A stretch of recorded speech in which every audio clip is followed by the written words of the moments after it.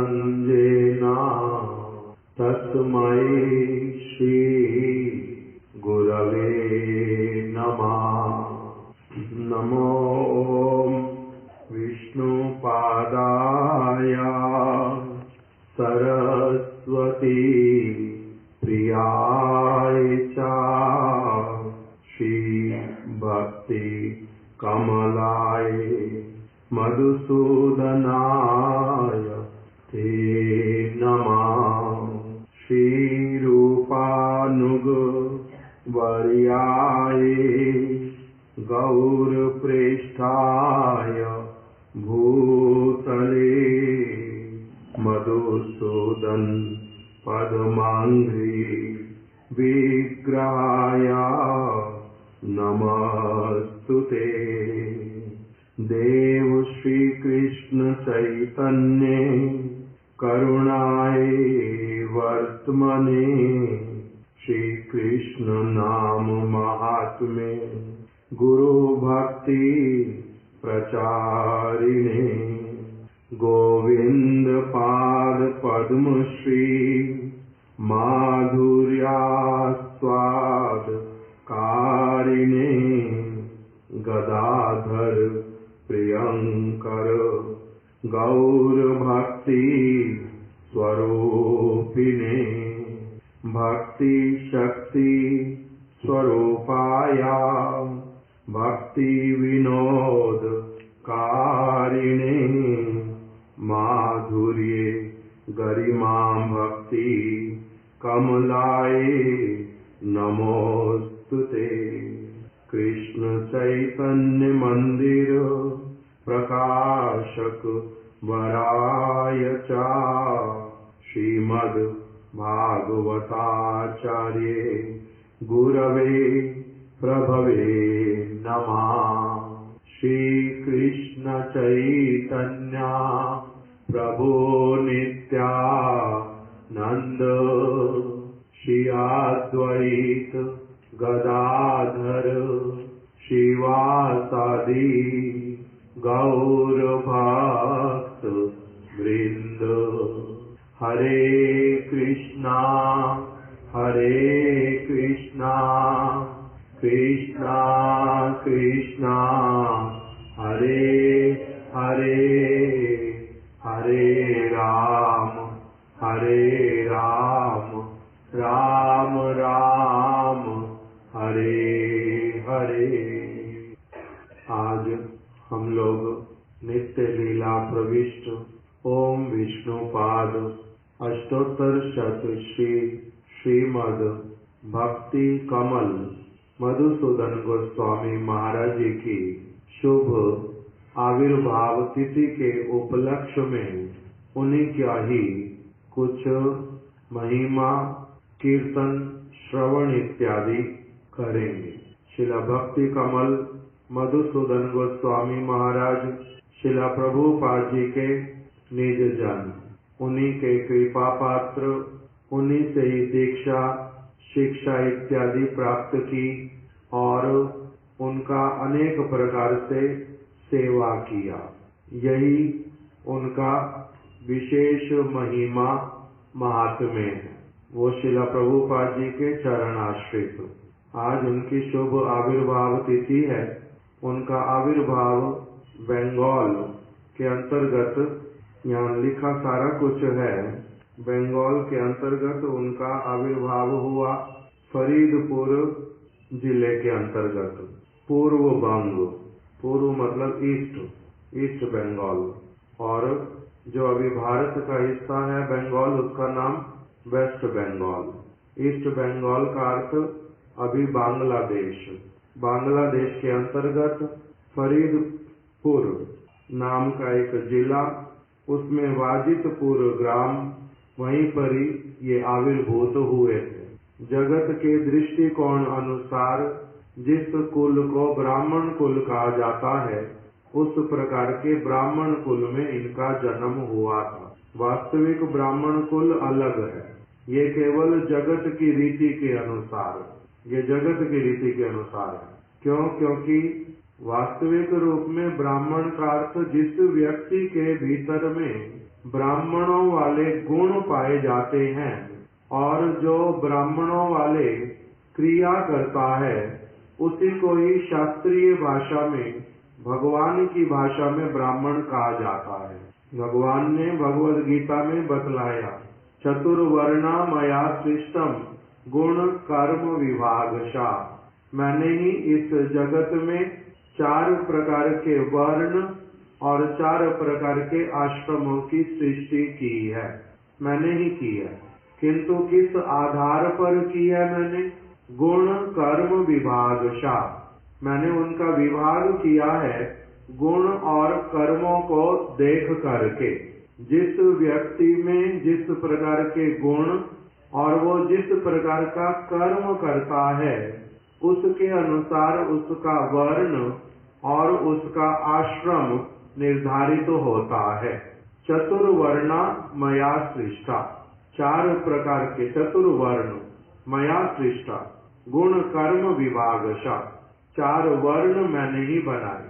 कौन कौन से वर्ण हैं 4? ब्राह्मण, वैश्य, क्षत्रिय और शूद्र।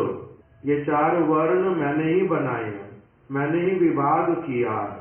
चतुर्वर्ण मया सृष्टा, मैंने ही इनकी सृष्टि की है गुण और कर्म के अनुसार। वर्ण का अर्थ क्या होता है? वर्ण किसको कहते हैं? बाहरी रूप से देखने में कौन काला है कौन गोरा है, जो रंग है इसको कहते हैं वर्ण। एक वर्ण शब्द का अर्थ क्या होता है? अंग कांति, शरीर का जैसा जिसका रंग उसको कहते हैं इसका वर्ण कैसा है। कृष्ण का वर्ण कैसा है? काला, श्याम सुंदर है। राधा रानी का वर्ण कैसा है? राधा रानी गोरी है, स्वर्ण की भांति है। कृष्णा वर्णम त्विषा कृष्णा, कृष्ण कौन है? कृष्ण वर्ण। उनका वर्ण, उनके शरीर का रंग वर्ण कैसा है? कृष्ण, कृष्ण वर्ण, कृष्ण वर्ण है उनका। कृष्ण का अर्थ क्या किया? काला। कैसे वाला काला? मेघ के जैसा काला, इसलिए दूसरा नाम पड़ गया घनश्याम। श्याम है, काले हैं, किंतु कौन से काले? मेघ की भांति। इसलिए वर्ण शब्द का एक अर्थ तो क्या है? रंग। तो अभी भगवान कह रहे हैं मैंने 4 वर्ण बनाए हैं। 4 वर्ण हो गए क्या? 4 प्रकार के रंग। एक तो ये वाले अर्थ में जाता है चतुर्वर्णा मया सृष्टा, और दूसरा वर्ण शब्द का अर्थ क्या होता है? का, खा, गा, घा, अणा, चा, छा, ये जो सारा कुछ लिखते हैं इसको क्या कहते हैं? वर्णमाला। ये वर्णमाला कहलाती है। तो ये भी वर्ण है। इसके द्वारा क्या होता है? का, खा, गा, घा इत्यादि के द्वारा परिचय होता है। किसके साथ में परिचय? भाषा के साथ में परिचय। ये सारी वस्तुएं एक परिचय करवाती हैं व्यक्ति का। इसकी भाषा क्या है? इसने कौन से वर्ण सीखे हैं? संस्कृत के सीखे, इसने हिंदी भाषा के वर्ण सीखे, अथवा इसने अंग्रेजी भाषा के वर्ण सीखे, अथवा इसने कोई और भाषा का वर्ण सीखा है। अर्थात बात बोलना, समझना, अपने हृदय की बात कहना, अपने हृदय की बात को किसी को समझाना, ये सारा जिस वस्तु के द्वारा होता है उसको क्या कहते हैं? वर्ण। तो भगवान जो कह रहे हैं चतुर्वर्णा मया सृष्टा, मैंने 4 वर्ण बनाए हैं, इसका अर्थ क्या हो गया? एक व्यक्ति का स्वभाव, आंतरिक स्वभाव, दिखावटी बाहर वाला स्वभाव नहीं। कुछ लोग केवल बाहर वाले वर्ण को मानते हैं। जैसे काला है, काले का मतलब क्या होता है? वास्तविक रूप में काले का मतलब होता है खराब, दुष्ट प्रवृत्ति का, मन का काला। किंतु केवल काला शरीर का रंग देखने से कह सकते सभी को कि सभी काले रंग के लोग जो हैं ये दुष्ट हैं, ये खराब हैं, ये पापी हैं, कह सकते हैं ऐसे वाला। और जिनका गोरा रंग है उसको कह सकते केवल कि गोरा रंग होने से ये क्या हो गया? ये बहुत सज्जन व्यक्ति, ऐसा कह सकते हैं? ऐसा तो नहीं कह सकते। ये बहुत पुण्यवान व्यक्ति है गोरा होने के कारण, कह सकते हैं? नहीं कह सकते। किंतु किसी किसी स्थान पर बोला जाता है ऐसा, शास्त्र में ही कहीं कहीं पर, किसी तामसिक शास्त्र में अथवा राजसिक शास्त्र में अथवा व्यवहारिक शास्त्र में ऐसा कहा जाता है। जो हंस है, क्योंकि वो अच्छी चीज खाता है, हंस अच्छा विचार रखता है, इसलिए उसका सफेद रंग होता है। कौवा जो है वो खराब चीज खाता है, उसकी चित्त वृत्ति खराब है, इसलिए वो काला बनता है। महाप्रभु ने जगाई मदाई को कहा, तुम अपने सारे पाप जो हैं, जल ले लो हाथ में, संकल्प करो कि हम अपने सारे पाप आज तक जो हमने किए हैं, वो सारे पाप हम किसको देते हैं? चैतन्य महाप्रभु को। तो उन्होंने क्या किया? अपने सारे पाप जब दिए तो चैतन्य महाप्रभु का शरीर कैसा बन गया? एकदम से काला, कोयले के जैसा। गोरे बहुत अधिक, एकदम से क्या हो गए? काले हो गए। तो अभी इसके द्वारा क्या पता चला? सारे पाप लेने से एक व्यक्ति का शरीर भी कैसा हो जाता है? एकदम से काला। किंतु ये बात सब जगह पर लागू होएगी? सब जगह पर लागू नहीं होती। नहीं तो कृष्ण को भी पापी कहना पड़ेगा। कृष्ण पापी हैं और माता यशोदा की तरह ही उनका रंग था कृष्ण का। माता यशोदा भी वैसी वाली, उसी रंग की, श्याम वर्ण की। कुछ कुछ लोग बोलते हैं माता यशोदा गोरी। कीर्तन गा दिया, यशोमती मैया से पूछे नंद लाला, राधा क्यों गोरी, मैं क्यों काला, मैं क्यों काला हूँ? तो मैया ने क्या कहा? अलग अलग कारण तो बतला दिए, ये तो बताया नहीं कि मैं ही काली हूँ तो मेरे ऊपर नहीं जाएगा तो किसके ऊपर जाएगा। किंतु वास्तविक रूप में माता यशोदा भी कैसी वाली है? श्याम वर्ण की। तो माता यशोदा भी पाप करने वाली हुई। तो इसीलिए सब जगह पर ये वाली बात लागू नहीं हो रही कि पाप का फल जो है वो काला होना है। किंतु महाप्रभु ने जब जगाई मदाई का पाप लिया तो उससे पता भी चलता कि पाप का रंग क्या होता है? काला होता भी है। पाप का रंग काला होता भी है। इसलिए इसके द्वारा अंदर की चीज, बाहर की चीज केवल देख करके किसी को काला या गोरा बाहर का देख करके उसका पापी और पुण्यवान होने का निर्णय ठीक ठीक रूप में नहीं किया जा सकता। इसीलिए महाप्रभु ने कृष्ण ने क्या कहा? चतुर्वर्ण मया सृष्टा, मैंने 4 वर्ण बनाए। ये बाहरी रूप में वर्ण केवल देखने से ही नहीं होगा। रंग कैसा है कैसा नहीं है, ये पापी ये पुण्यवान, ये देखने से नहीं चलेगा। मैंने किस आधार पर बनाया है? गुण देखने पड़ेंगे, किस व्यक्ति के भीतर में किस प्रकार के गुण हैं। बाहरी गुण देखने से भी नहीं चलेगा। कोई कोई व्यक्ति अंदर से कैसा है? अंदर से है सन्यासी, बाहर में किंतु गृहस्थ में रहता है। कोई कोई व्यक्ति है बाहर में ब्रह्मचारी का वेश ले लिया, किंतु अंदर ही अंदर में सब समय स्त्रियों का चिंतन होता है, धन का चिंतन होता है। तो फिर वो ब्रह्मचारी नहीं कहलाता वास्तविक रूप में। वो क्या कहलाता है? ये गृहस्थ बनने का इच्छा करता है, अथवा ये व्यभिचारी है, ब्रह्मचारी नहीं है।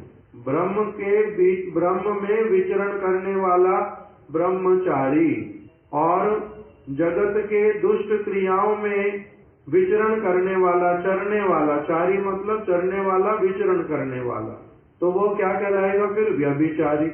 इसी प्रकार से कोई कोई सन्यास वेश ले लेते हैं, किंतु बाहर में सन्यासी होने पर भी हो सकता भीतर में उनकी जो चित्त वृत्ति है वो कैसे वाली है?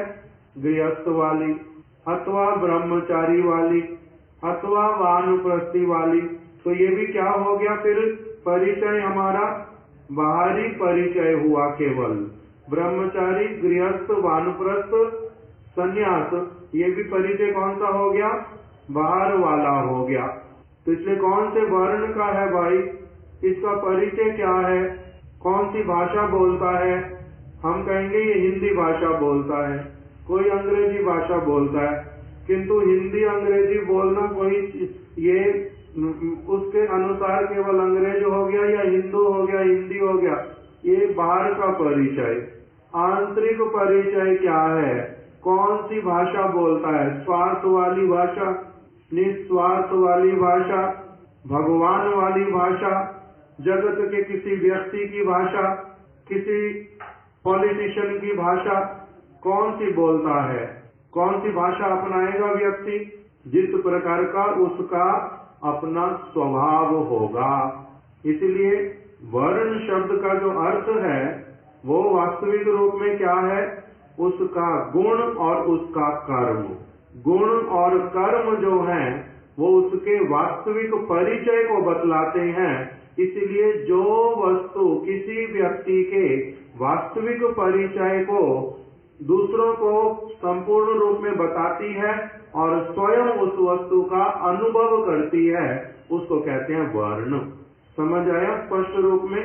मेरा जिस प्रकार का गुण है, किस प्रकार की चीज में मेरी एक्सपर्टीज है, मैं क्या करता हूँ, किसके लिए करता हूँ, स्वार्थ के लिए करता हूँ, निस्वार्थ होकर करता हूँ, भगवान के लिए करता हूँ, ये सारी चीजें निर्धारित करेंगी कि मेरे में किस प्रकार का गुण है, मेरा वर्ण क्या है।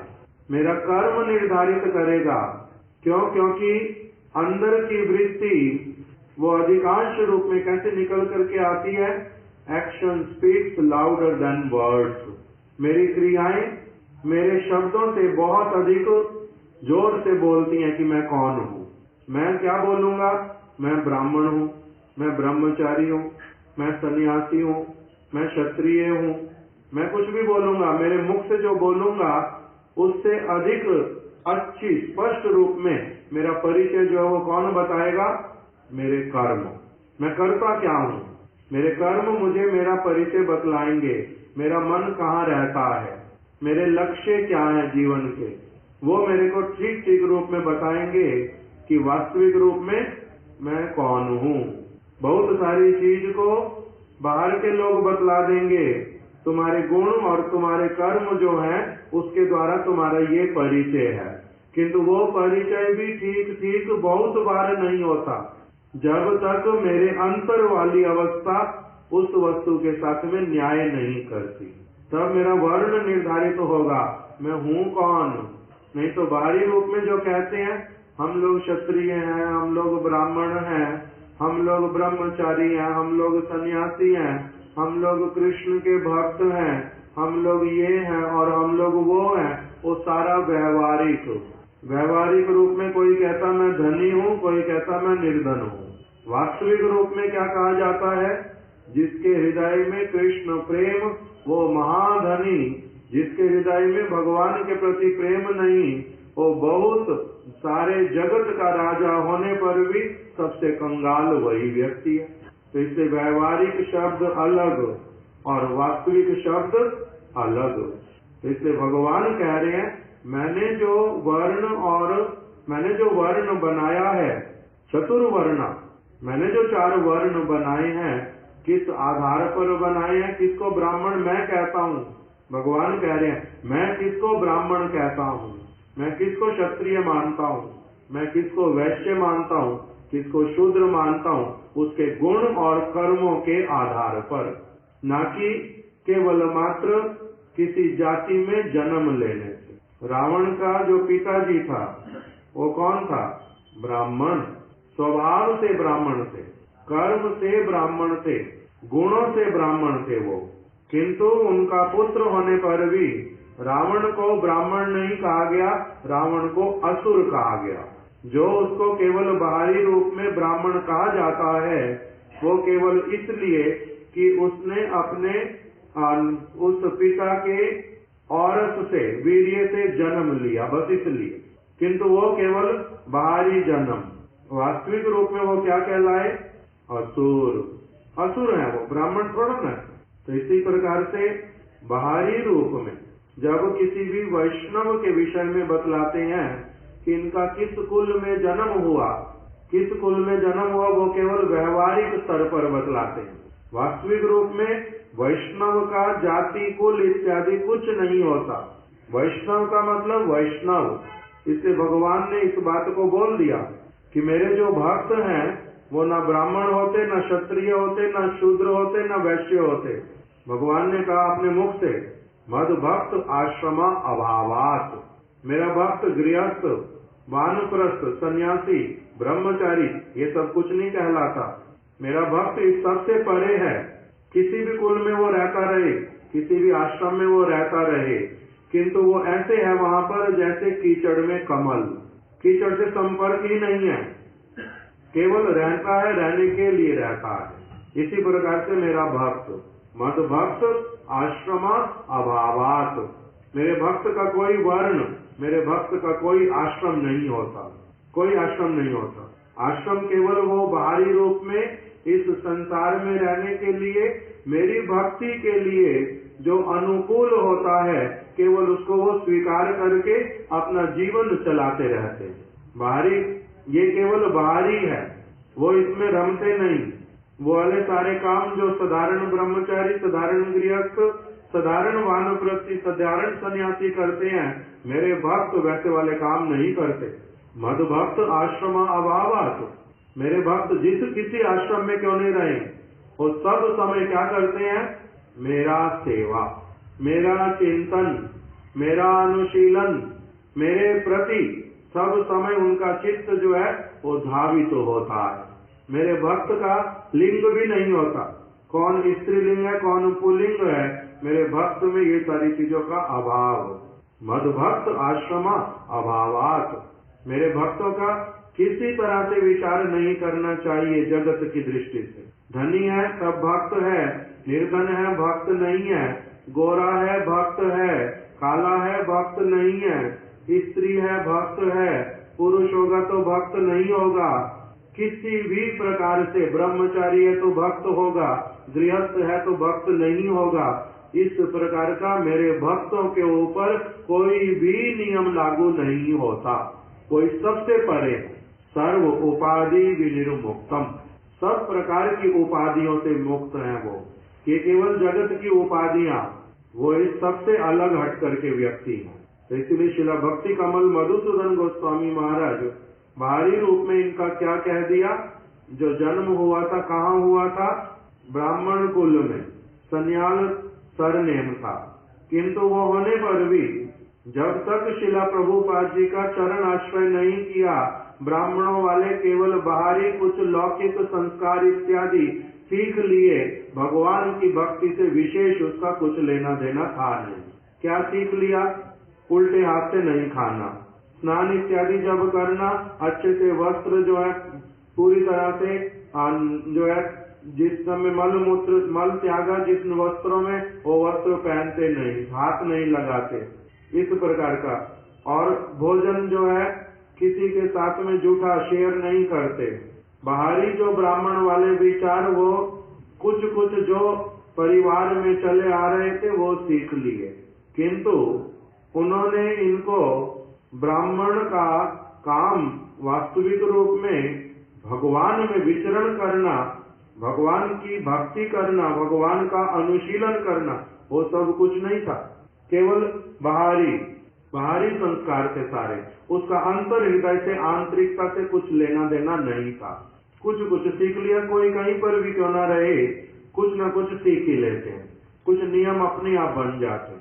किसने कब क्या सिखाया, कहाँ से क्या लिया पता नहीं चलता, सभी लोगों का कुछ संस्कार आ जाता है। इसलिए इन्होंने जगत का विद्या अध्ययन किया पहले, जैसे साधारण बालक करते हैं। थोड़े बड़े हुए, माता पिता ने पढ़ाई लिखाई करवाई, कलकत्ता में आ गए, नौकरी मिल गई, बड़े जब हो गए, विद्वान व्यक्ति निकले, जगत के अनुसार अंग्रेजी भाषा बहुत अच्छे से सीख ली थी। इसीलिए एक उस समय बहुत फेमस न्यूज़पेपर था, आनंद बाजार पत्रिका। न्यूज़पेपर को ही बंगाल में वो लोग बोलते हैं पत्रिका, न्यूज़पेपर को। हमारे यहाँ पर पत्रिका का मतलब मैगजीन, और उनके यहाँ पर पत्रिका का मतलब न्यूज़पेपर। तो उस डेली न्यूज़पेपर के ये एडिटर थे, ऐसे वाला जॉब मिला, एडिटर भी हैं, रिपोर्टर भी थे। तो इसीलिए 1925 की बात है, इनको ये जॉब मिला और वहीं पर ही इन्होंने एक दिन सुना, इनकी जो अथॉरिटी होंगी वहां पर जिनके अंडर में काम करते थे, उन लोगों ने कहा आपको बाग बाजार गौड़िया मठ जाना है, वहां पर एक नया रेवोल्यूशन शुरू हुआ है। चैतन्य महाप्रभु के भक्त लोग वो उन्होंने प्रदर्शनी लगाया है। बहुत सारे जो कुसंस्कार हिंदू धर्म में आ गए हैं, चैतन्य महाप्रभु के भक्तों में आ गए हैं, वहाँ उस सब का अच्छे से प्रदर्शन किया गया है कि धर्म के नाम पर क्या क्या गड़बड़ियां हो रही हैं आजकल, वो सारी चीजें वहाँ पर दिखलाई गई हैं कि किस प्रकार से भ्रष्ट लोग भगवान का नाम कीर्तन करके केवल लोगों से पैसा ऐंठते हैं और किस प्रकार से फिर ऐसे दिन के समय में अकेले घूमते हैं जो हम लोग विवाहित इत्यादि नहीं है इसलिए हमारे को पैसे दो, भिक्षा दो, और बाकी अपना जाकर के रहते हैं स्त्रियों के साथ में।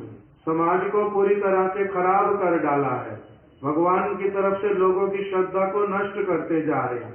इसीलिए ये एक नया कोई हिंदुओं का संस्कार करने के लिए ग्रुप आया है जो बताता है कौन कौन लोग क्या क्या भ्रष्टाचार कर रहे हैं और कैसे इनके चंगुल से छूटो, और अच्छी चीजें क्या है वास्तविक रूप में।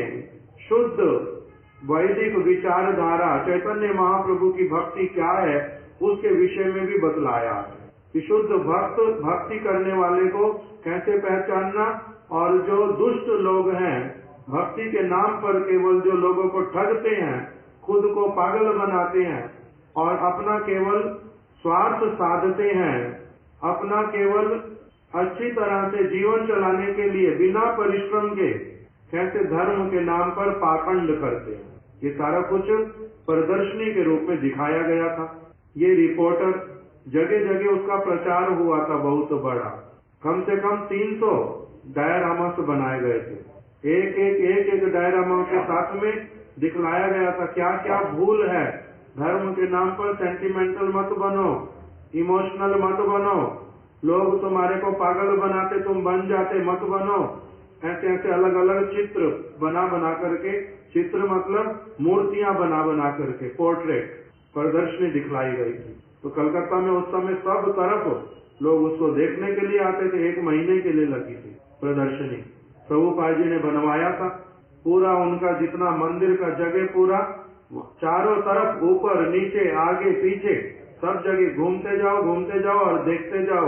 वहाँ पर लिख करके रखा चीजों को, वहाँ पर खड़ा किया अलग अलग व्यक्तियों को जो पूछने पर बतलाएंगे आपको कि ये क्या है, ये पोर्ट्रेट क्या बोल रहा है, उस तरह से। तो उसी में ये गए थे रिपोर्टर बन करके लिखने के लिए कि न्यूज़पेपर में लिखेंगे, सारी रिपोर्ट देंगे बड़ी अच्छी तरह से। वहाँ पर जब आए सारा कुछ देखा सुना, एक दिन आए दूसरे दिन फिर आए, एक दिन में पूरा हुआ नहीं सब देखना ठीक से। 2-4 दिन जब आए सारी चीजें अच्छे से समझी, तब उनके दिमाग में एकदम से ठनका कि हम लोग भी तो अपने आप को ब्राह्मण कहते हैं, हम तो ब्राह्मण वाले काम ही नहीं करते, मछली खाते हैं और लोगों से भिक्षा के नाम पे बहुत सारी चीजें ले लेते हैं, हमारा तो अधिकार नहीं है, और हम काम भी कर रहे हैं, उधर से घर वाले लोग भिक्षा भी ले लेते हैं। तो हम सचमुच में क्या काम करते हैं ब्राह्मण वाला, हमारे को क्या अधिकार लोगों से ऐसे लेने का। इधर मैं काम कर रहा हूँ, मैं तो गुण के अनुसार ब्राह्मण तो हूँ नहीं, फिर ऐसा शोर क्यों मचाया हुआ कि हम ब्राह्मण है। ठीक मेरे को ये सारी चीजें जो यहाँ लिखी हुई हैं अच्छी तरह से समझनी है। फिर उन्होंने अच्छी तरह से इंक्वायरी करना शुरू किया, दिन प्रतिदिन आने लगे, प्रभुपाद जी से भेंट होने लगी, कीर्तन उनका कथा सुनने लगे, मन परिवर्तित हो गया, शुद्ध भक्ति करने की इच्छा जाग उठी। और फिर 1929 में इन्होंने सारा कुछ अपना जगत की चीजों को वाइंड अप करके पूरी तरह से प्रभुपाद जी के चरण कमलों में आ गए। इनका मंत्र, इनकी दीक्षा पहले से होनी प्रारंभ हो गई थी, बाद में इन्होंने मंत्र दीक्षा लिया।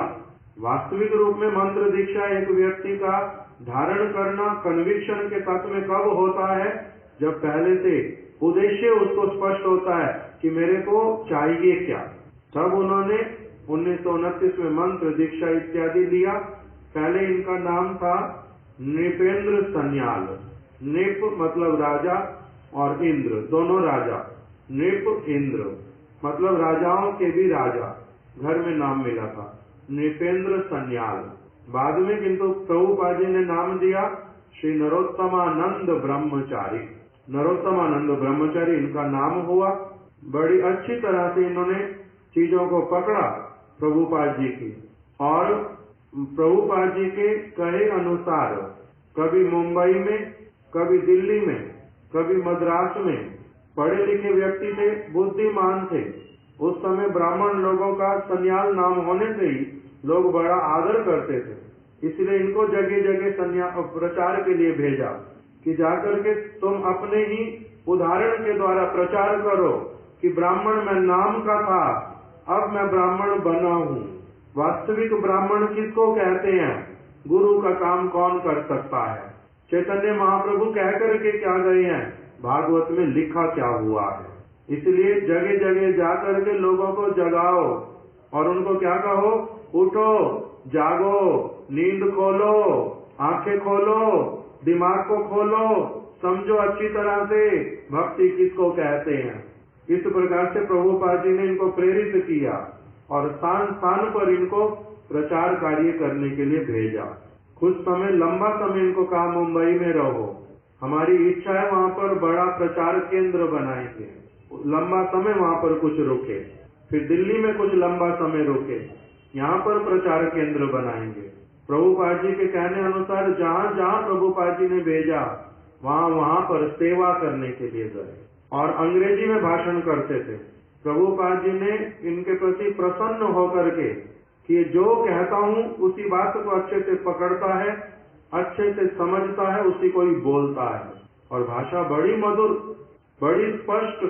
इसलिए प्रभुपाद जी ने इनके पास में भागवत के 12 स्कंद, 12 स्कंद भागवत के, उन 12 स्कंदों को प्रभुपाद जी ने क्या किया? हार्ड बाउंड करवा करके, उसके ऊपर जिल्द चढ़वा करके, उसके ऊपर भागवत का कौन सा वो स्कंद है वो लिखवा करके, और नीचे इनका नाम लिखवा दिया, श्री नरोत्तमानंद ब्रह्मचारी।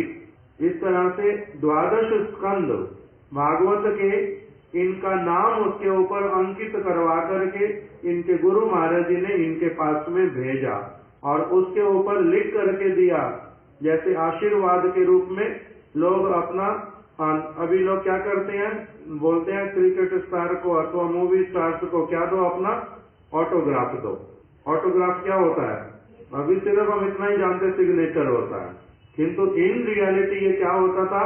बहुत बड़ा आशीर्वाद। किसी ने आपको कुछ लिख करके अपना साइन कर दिया, मतलब आपके ऊपर आशीर्वाद करते हुए आपको सद उपदेश करके वो चीज प्रदान कर दी। तो इसी प्रकार से प्रभुपाद जी ने भागवत का स्कंद कौन सा है वो लिखवा दिया, नीचे इनका नाम लिखवा दिया और भीतर में लिख दिया कि अब आप सब समय भागवत का जो विचारधारा, जैसा चैतन्य महाप्रभु ने भागवत को प्रकाशित किया है, लोगों को सुनाया है, वैसे वाला आप सब समय अपने जीवन में आचरण करना और बड़े उच्च स्वर से जब तक जीवन रहे इसी भागवत की वाणी का प्रचार करना। इनको स्पेसिफिकली डायरेक्शन दे दिया और आशीर्वाद उसके भीतर में दे दिया। तो इसलिए ये सारा समय क्या करते थे? वही भागवत की कथा को ही बड़े ही सुष्ठु रूप में सर्वत्र प्रचार करते थे, उसी के अनुसार अपना जीवन यापन करते थे। श्रीमद् भागवत, उसमें श्रीमद् भागवत में जो उपदेश दिया गया उस उपदेश का जीवन में पालन करते थे। क्या उपदेश? एक वो बोलते थे, मेरे को प्रभुपाद जी ने इसके द्वारा क्या कहा? कृष्णा वर्णम कृषा कृष्णा सांगो उपांग अस्त्र पार्षदम यज्ञ संकीर्तन प्राय यजंती ही सुमेधसा। सबसे अधिक बुद्धिमान बनना, पूर्ण विकसित बुद्धि का अर्थ क्या होगा? कि तुम सब समय के लिए भगवान श्री चैतन्य ने जिस प्रकार से नाम संकीर्तन रूपी अस्त्र को धारण किया है, कली को मारने के लिए, कली को भगाने के लिए, कली से अपने आप को सेफ रखने के लिए उस नाम संकीर्तन को सब समय करना है।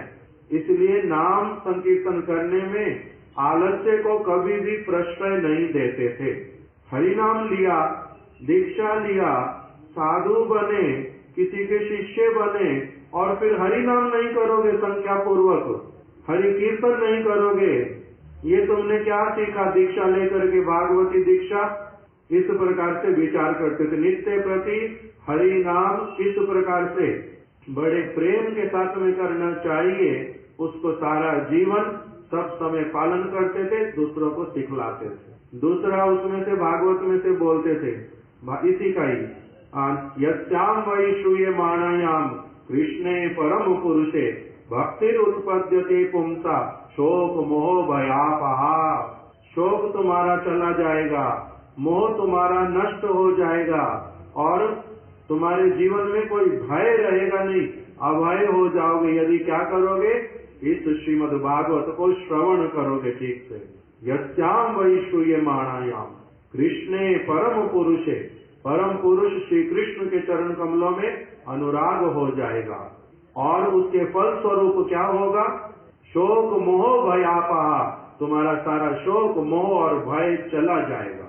जो भागवत का आश्रय लेगा, जो भागवती दीक्षा प्राप्त करेगा, जो भगवान की शरण ले लिया, उसको फिर क्या शोक और क्या मोह और क्या भय, ये कुछ रहेगा नहीं। इस प्रकार से इसका प्रचार करते थे और बोलते थे, महाप्रभु ने क्या कहा है? जाओ भागवत सुनो वैष्णव स्थाने, वैष्णव के निकट जाकर के भागवत को श्रवण करो, तब भागवत का अर्थ समझ आएगा। मेरे घर में अपना बोलते थे, मेरे घर में भागवत पढ़ते थे, मेरे घर में भागवत होती थी, मैंने भी भागवत को बहुत सुना था, किंतु सुनने पर भी कभी भी नहीं समझ आया था कि भगवान की भक्ति करनी चाहिए। कृष्ण भगवान है, ब्रजवासी उनको बड़े प्रिय हैं, ये मेरे को कुछ भी नहीं समझ आया था। ये भागवत जो है जीवन है, इससे अपने दिनचर्या इसी के अनुसार होनी चाहिए, इसके अनुसार जीवन होना चाहिए, इसी के अनुसार खान पान होना चाहिए, इसी के अनुसार सारा कुछ होना चाहिए। कि मेरे को कुछ नहीं समझ आया था। जब मैंने वैष्णवों से भागवत को सुना, प्रभुपाद जी से सुना, तब पता चला भागवत होती क्या है। तो इस प्रकार से ये भागवत प्रभुपाद जी ने जिस प्रकार से उनको आशीर्वाद देकर के प्रदान किया, सारा जीवन उसी भागवत की कथा को क्या करते थे? कीर्तन करना, उसी के अनुसार जीवन यापन करना, उसी का प्रचार करना। भागवत के प्रति बड़े अनुरागी व्यक्ति थे हमारे गुरु महाराज जी, श्रील भक्ति प्रमोद पुरी गोस्वामी महाराज। जहाँ जहाँ ये कथा करते थे भागवत की, बड़े आनंद के साथ में श्रवण करते थे। ये जैसी भागवत सुनाते हैं, जैसे उसके सिद्धांत सुनाते हैं, एकदम से हृदय को बहुत अधिक आनंदित कर देते हैं और कृष्ण की भक्ति करने के लिए प्रेरित करते हैं। इतना सुष्ठु रूप में भागवत सुनाते हैं, बड़े आनंद हमारे को प्रदान करते हैं। श्रीला कृष्णदास बाबा जी महाराज भजनानंदी साधु सब समय केवल क्या करते हैं? भगवान का नाम कीर्तन करते हैं, कथा सुनते हैं, मुख से और कुछ बोलते ही नहीं, किसी से बात ही नहीं करते, कोई बात ही नहीं करते किसी से भी। जल देना है किसी को, जल लेना है, सोना है, सारा कुछ केवल क्या करते हैं? नाम करते करते ही बोलते और कुछ बोलते ही नहीं। वो बाबा जी महाराज, इनकी कथा शिला मधुसूदन गोस्वामी महाराज जी की सुन करके परम आनंदित होते थे। एक तरफ ये कथा करते हैं, वो बैठ करके सुनते हैं, अपना जो करना करते रहते, कथा सुनते और खड़े होकर के बीच बीच में नृत्य कर देते, अर्थात इतना आनंदित होते हैं इनकी शुद्ध हरि कथा को सुन करके। शिला भक्ति विचार जाजावर गोस्वामी महाराज, ये कुछ एक इनके गुरु भ्राता, इनकी कथा को सुन करके, भागवत की विशेष करके बड़े आनंदित होते थे। इस प्रकार का इनका कथा था, ऐसे वाला भागवतीय आचरण था, ऐसे करके सारा जीवन व्यतीत किया। हमारे परम गुरुदेव के साथ में कुछ समय तक इन्होंने रह करके देवानंद गौड़िया मठ में प्रचार इत्यादि किया था। इन्हीं के ही संपर्क में सबसे पहले हमारे गुरुदेव आए थे। साहेबगंज नाम के स्थान पर। हमारे गुरुदेव जो है उनका पुलिस में नौकरी था और पुलिस में नौकरी करने के लिए पोस्टिंग उनका हुआ था साहेबगंज में। जहाँ तक मुझे पता है, ठीक से तो नहीं बोल सकता हूँ, साहेबगंज नाम का स्थान बंगाल में आता है। वहीं पर हमारे गुरुदेव की पोस्टिंग थी और उनके पुलिस डिपार्टमेंट का जो हेड था वो बंगाली व्यक्ति था। गुरुदेव उसका नाम बताते थे, मैं भूल गया हूँ। उसी के पास में ही सबसे पहले श्रील मधुसूदन गोस्वामी महाराज जी आए थे। वहाँ पर उन्होंने कुछ दिन तक उनके घर पे रह करके पंडाल प्रोग्राम किया था। कथा कीर्तन नित्य प्रति होता था। हमारे गुरुदेव उस कथा को सुनते थे।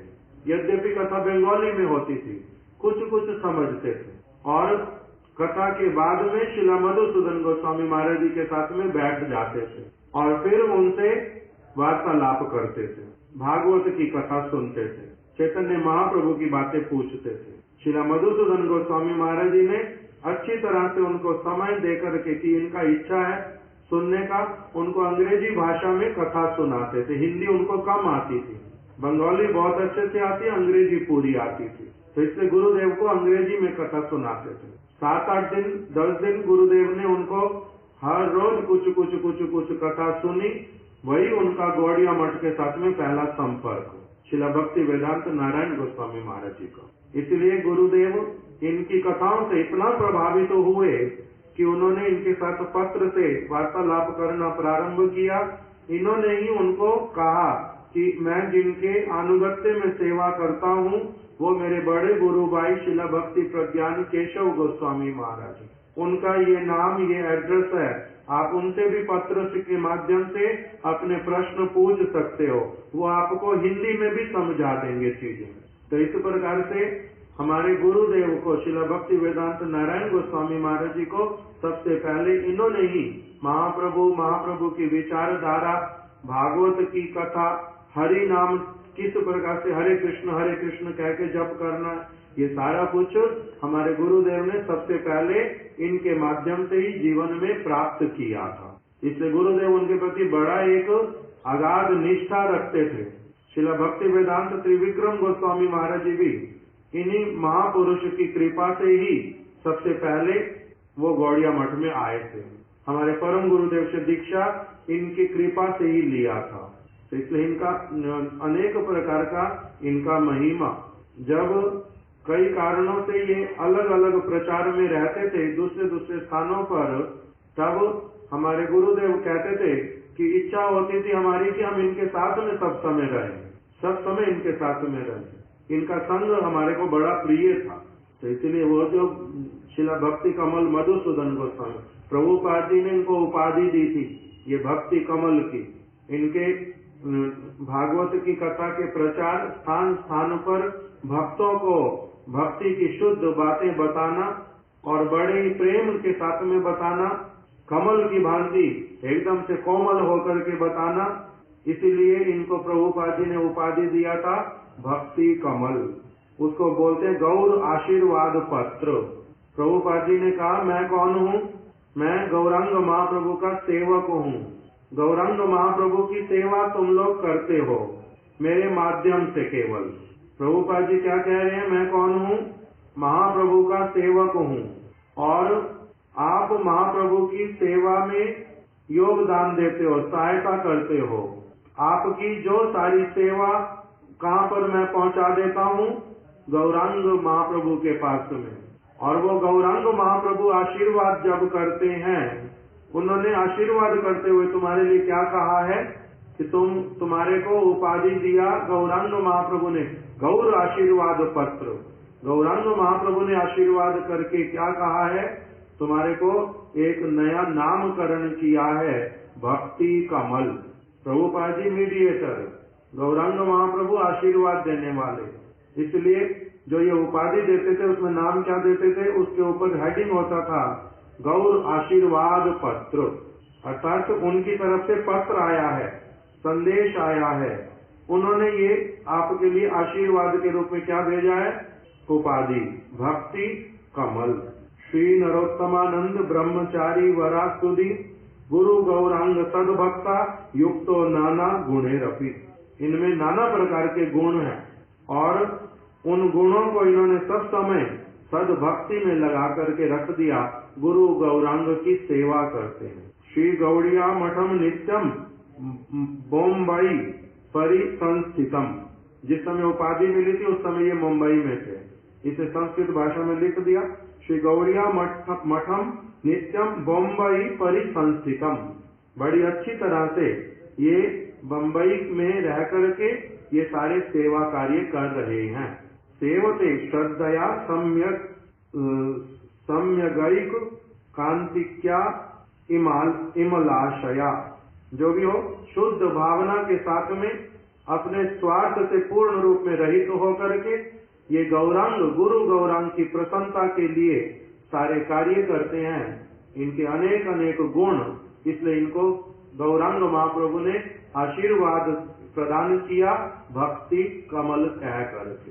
इस प्रकार से उनको वहां पर आशीर्वाद के रूप में प्रभुपाद जी ने दिया था। ये बाद में इन्होंने संन्यास लिया था अपने गुरु भ्राता शिला भक्ति रक्षक श्रीधर गोस्वामी महाराज जी।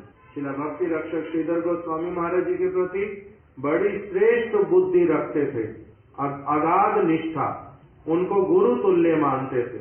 इसीलिए उनको वो कहते थे कि आपकी कथा, आपका आचरण, आपका विचार, सारा कुछ देखने से, आपके पास रहने से ये पता ही नहीं चलता कि प्रभुपाद जी इस जगत से चले गए।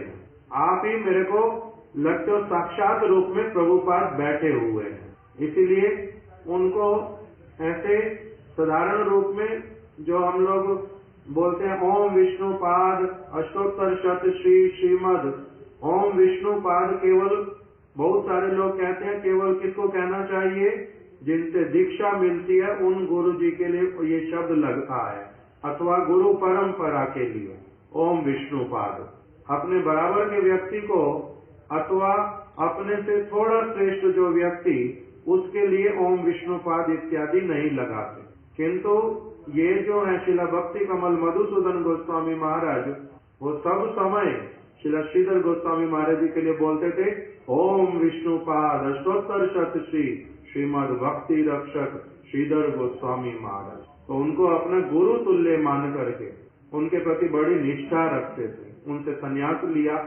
उन्हीं के निर्देश अनुसार हर साल उनके जो शिला श्रीधर गोस्वामी महाराज जी के यहाँ से नवद्वीप परिक्रमा निकलती थी, उसको लीड करते थे ये।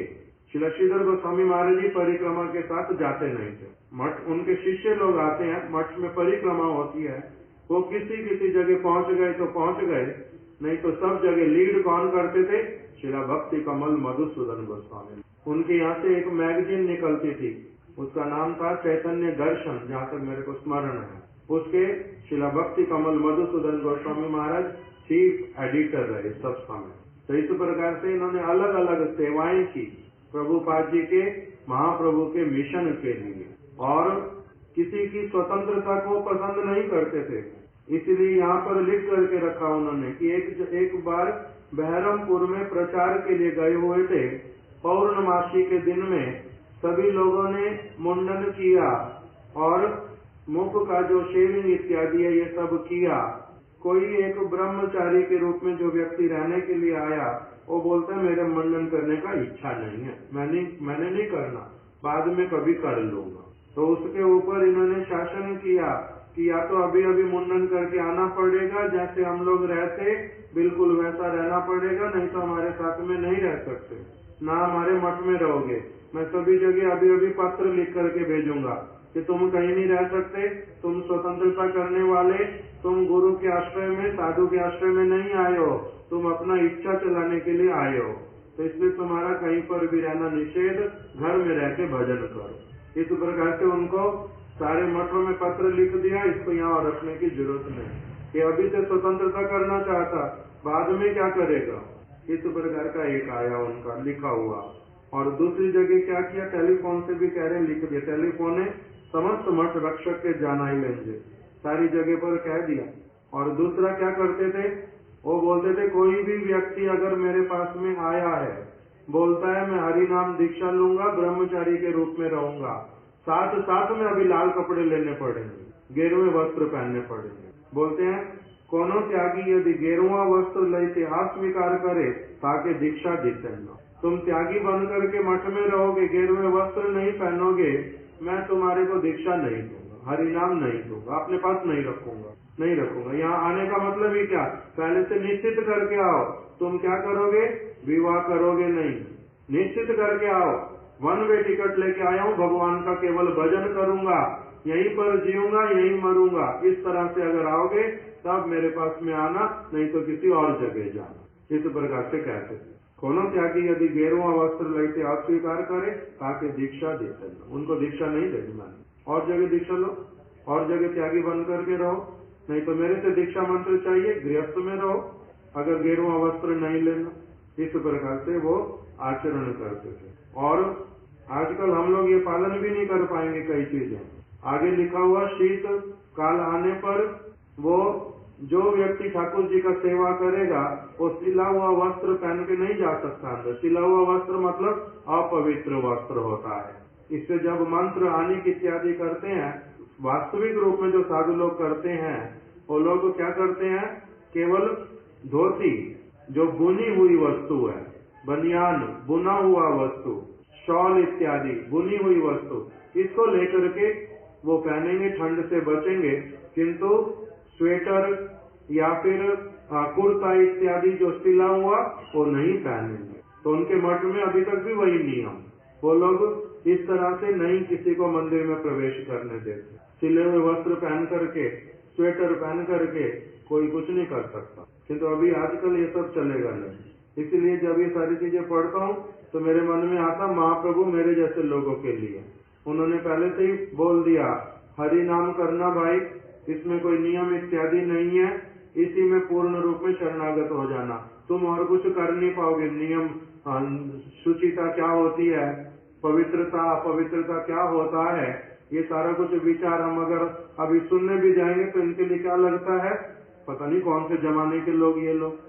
और दूसरा, अगर इसी जमाने के भी हैं तो फिर अभी क्या आ जाता है मन में कि महाप्रभु ने कहा है इस कलयुग में ध्यायते, क्या है वो श्लोक, सत्य युग में ध्यान करना है, और त्रेता युग में यज्ञ इत्यादि, द्वापर युग में भगवान के विग्रह इत्यादि की आराधना, कलयुग में तो क्या है, केवल हरि नाम, वही हम कर सकते। कृते यद ध्यायते विष्णु त्रेतायाम यजते मखई, द्वापरे परिचर्यायाम कलौ हरि तद हरि संकीर्तनम। भगवान हरि का नाम वही लगता है कि वही थोड़ा बहुत जो कर सकते, वो भी टूटा फूटा अपराध वाला ना क्या पता नहीं, किंतु उसके अलावा इस तरह की शुचिता पवित्रता रखना हमारे लिए कहाँ संभव होता है। किंतु वो इस प्रकार से अपने सभी लोगों को कहते थे कि ऐसे करो, नियम पूर्वक करो, नहीं तो विग्रह स्थापित क्यों करते हो, हरिनाम करो, केवल हरिनाम करो, किसने कहा तुम्हारे को विग्रह की सेवा करो। इस प्रकार से बोलते थे। और बता करके रखा कि वो किसी कोई अभक्त जितना भी उनको कुछ बोलता रहे, ट्रेन में, सड़क पे चलते हुए, अथवा भक्त अपने आप को कहता है भक्त है, किंतु भक्त वाले आचरण नहीं है, वो कुछ भी बोलता रहे, उसका उत्तर ही देते, हमारा समय नष्ट करने के लिए आया।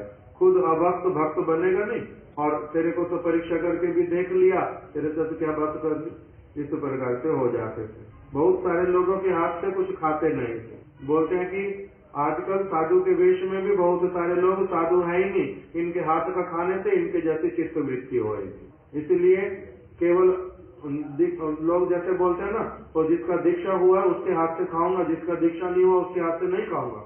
दीक्षित व्यक्ति के हाथ का खाना चाहिए, ये साधारण नियम बाहरी रूप में। किंतु ये आंतरिकता में जाते थे। दीक्षा लिया ना, कान में केवल मंत्र फुकवाया, दिव्य ज्ञान हुआ है, दिव्य ज्ञान होता तो इसका जीवन बड़ा पवित्र होता, इसके मुख से सब समय भगवान का नाम निकलता, भगवान की सेवा करता हाथ से। अगर भगवान की सेवा नहीं करता सब समय हाथ से, भगवान का नाम इसके मुख से नहीं निकलता, इसका दीक्षा हुआ नहीं है, इसके हाथ से कैसे खाऊंगा, तो मेरे को तो नरक में जाना पड़ेगा। इसलिए बहुत सारे दीक्षित लोगों के हाथ से भी खाते नहीं। इस प्रकार का उनका जीवन का आचरण था। अलग अलग प्रकार की उनके विषय में बातें बहुत सारी हैं, किंतु आज हम यहीं तक रख देते, समय हो गया। यही आशीर्वाद वो करें कि हम लोगों के जीवन में भी हमारे गुरु वर्गों के जो विचार, महाप्रभु के, भगवान श्री कृष्ण के, चैतन्य महा जो वास्तविक विचार है जीव आत्मा के लिए, वही विचार हमारे जीवन में फलीभूत हो, यही उनके श्री चरण कमलों में प्रार्थना। वांछा कल्प तरुभ्यश्च कृपा सिंधुभ्य एव च पतितानां पावनेभ्यो वैष्णवेभ्यो नमो नमः। शिला भक्ति कमल मधुसूदन गोस्वामी महाराज की जय। उनकी शुभ आविर्भाव तिथि की जय। उनके समस्त आश्रित भक्तों की जय। उनकी तिथि पालनकारी भक्त वृंद की जय। वांछा कल्प तरुभ्यश्च कृपा सिंधुभ्य एव च पतितानां पावनेभ्यो वैष्णवेभ्यो नमो नमः। हरे कृष्ण। लेकर जाओ।